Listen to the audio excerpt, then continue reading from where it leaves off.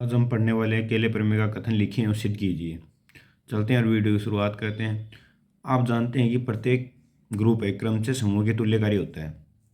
ये सभी को पता है, जो बीएससी थर्ड ईयर में पढ़ रहा है। नहीं भी पता है ना तो ये लाइन रट लीजिएगा कि प्रत्येक ग्रुप एक क्रम से समूह के तुल्यकारी होता है। ठीक है।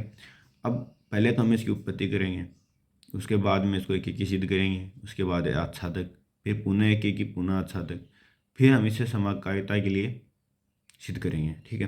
तो उत्पत्ति में चलते हैं। पहले लिख लीजिएगा उत्पत्ति। ठीक है। माना जी एक क्या है, ग्रुप है, तो इसका प्रतिचित्रण जो होगा ना वो एफ है, वो जी से जी में परिभाषित होगा। और किस प्रकार परिभाषित होगा कि ए है ना, वो अवयव होगा जी का और अक्स भी अवयव होगा जी का, तो ए एक्स है। सीधी सी बात है कि साहब ए भी अवयव है जी का तो अक्स भी अवयव है जी का, तो ए एक्स भी अवयव होगा जी का। अब हम इसको एक एक के लिए सिद्ध करते हैं। ठीक है। एक ही क्या कहता है कि जो दोनों अवयव है, कौन से, एक्स और वाई, वो जी के अवयव होंगे। अगर वो जी के अवयव होंगे तो दोनों बराबर होने चाहिए। तो एफ ए हमने यहाँ पर पढ़ा था कि एफ ए जो जी में जो जी से जी में परिभाषित है, और एक्स वाई दोनों अवयव हैं, वो किसके, जी के अवयव हैं, इसलिए एफ ए एक्स बराबर एफ ए वाई। तो इसे हम लिख सकते हैं ए एक्स बराबर ए वाई। कौन से नियम से, निरसन नियम से। अगर निरसन नियम लगाएंगे तो अक्स ए से ए कट जाएगा और अक्स वहीं क्या आ जाएगा, इक्वल आ जाएगा, बराबर हो जाएगा। तो हमने सिद्ध कर दिया कि एफ ए क्या होगा, एक ही होगा। ठीक है। उसी प्रकार हम आच्छादक के लिए सिद्ध करेंगे। ठीक है।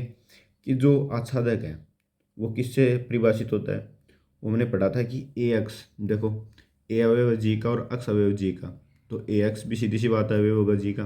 तो आच्छादक में यही बात हमें सिद्ध करनी है कि जो ए एक्स है वो परिभाषित होता है। ठीक है। ए एक्स अवयव है जी के लिए, तो सीधी सी बात है अक्स अवयव होगा जी का, ये हमने पहले पढ़ चुका था। ठीक है। तो एफ ए एक्स बराबर ए एक्स होगा। वो कैसे होगा, देखिए कि जो एफ ए एक्स है उसके बराबर, देखिए जो एफ ए एक्स है उसके बराबर, देखिए नीचे ए एक्स है, तो ये इसके बराबर हो सकता है, तो ये इसके बराबर हो सकता है। ठीक है। ये इसके बराबर हो सकता है ना। तो उसी प्रकार से हमने आच्छादक में लिखा है कि एफ ए एक्स बराबर ए एक्स। तो इससे सिद्ध हो गया कि एफ ए आच्छादक है। आपको कुछ नहीं याद रहता ना तो ये जो टर्म है ना, ये वाली, ये याद करके जानी, और जो ऊपर वाली ये टर्म है एक एक के लिए याद रखनी है। एफ ए जी में क्रम से है, ये सभी को पता है क्योंकि हमने पहले पढ़ लिया है। ठीक है। अब जी डेस है। अब जो जी डेस है वो एस जी का क्या है, वो ग्रुप है। ठीक है। ये सभी क्रमचय का ग्रुप है, परिभाषा देखा जाए एस जी ग्रुप जी का क्रमचय ग्रुप है। माना जी से एस जी में एक प्रतिचरण फाई निम्न प्रकार परिभाषित है। हमें हम पुनः एक एक के लिए क्या करेंगे, डिफाइन करेंगे इसको। तो फाई जो जी से एस जी में परिभाषित है, जैसे हमने किया था ना पहले, एफ ए को जी से जी में परिभाषित है, उसी प्रकार से हम पुनः एक एक के लिए क्या करेंगे, दोबारा डिफाइन करेंगे इसको। तो फाई है वो जी से एस जी में परिभाषित है, तो जैसे हमने वहाँ पर पढ़ा था कि एफ ए एक्स बराबर एफ ए वहीं होता है, उसी प्रकार से यहाँ पर फाई एक्स बराबर एफ एक्स होता है, एफ एक्स होता है। अब हम पुनः एक के लिए सिद्ध करेंगे। हमने पढ़ा था कि एक्स वहीं है, वो अवयव है जी का, तो वहाँ पर हमने एफ एक्स बराबर एफ वाई लिख दिया था, एफ एक्स बराबर एफ वाई। तो हम यहाँ पर इसको लिख सकते हैं फाई एक्स बराबर फाई वाई। वहाँ पर बाहर क्या था, बाहर था एफ ए वाई। ठीक है। ठीक है। अब यहाँ पर, वहाँ पर एफ एक्स और यहाँ पर एफ ए वाई। ठीक है। तो यहाँ पर हमने लिख दिया एफ एक्स बराबर फाई एक्स बराबर फाई वाई। तो फाई एक्स की जगह हम क्या लिख सकते हैं, एफ एक्स बराबर एफ वाई लिख सकते हैं ना। और एफ एक्स की जगह हमने पढ़ा था कि एफ एक्स बराबर एफ एक्स और एफ ए वाई होता है।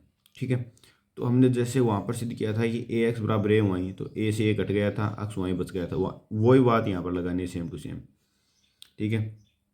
एक्स वाई बराबर हो जाएंगे निरसन नियम से, जो फाई है वो पुनः के लिए सिद्ध हो जाएगा।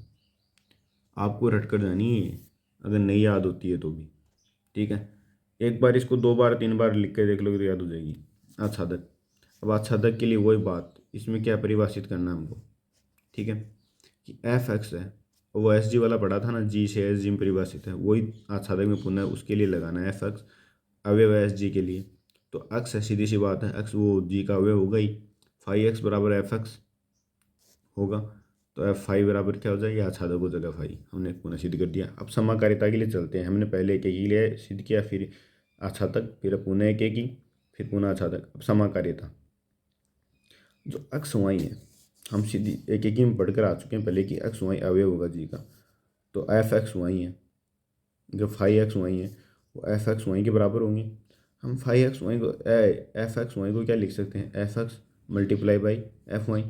एफ एक्स का मान हमने देख चुका है कि क्या होता है, फाइव एक्स लिख सकते हैं, और एफ वाई को फाइव वाई लिख सकते हैं।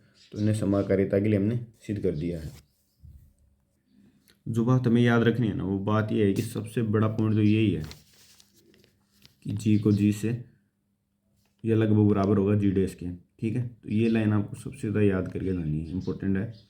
लास्ट में आपको कुछ नहीं आता है तो ये ज़रूर आती हो ये लाइन, नहीं भी आती तो उसको याद कर लीजिएगा और लास्ट में ये चीज़ जरूर करके आ जाए केले भर में। तभी आपको अगर 4 नंबर का क्वेश्चन है तो 2 नंबर इसके ही देगा अगला। ठीक है, आई होप आपको ये वीडियो अच्छी लगी होगी। अच्छी लगी हो तो हमारे चैनल को सब्सक्राइब कीजिए और बेल आइकन को प्रेस कर लीजिएगा।